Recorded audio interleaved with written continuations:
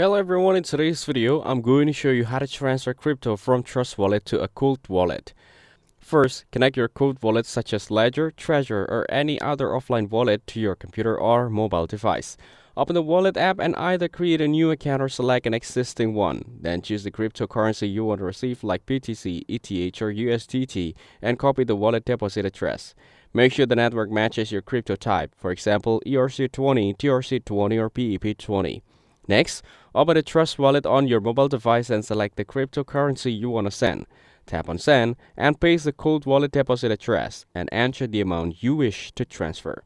Confirm that network matches your Cold Wallet. After that, double-check the address, network, and amount to ensure everything is correct. Tap Next and then confirm to initiate the transfer. Wait for blockchain confirmation, which may take a few minutes depending on the network. Finally, open your Cold Wallet app or use the device interface to check the balance of the transferred cryptocurrency. Refresh if necessary and contact wallet support if the funds do not appear. That's it. Thanks for watching. Don't forget to like and subscribe for more videos.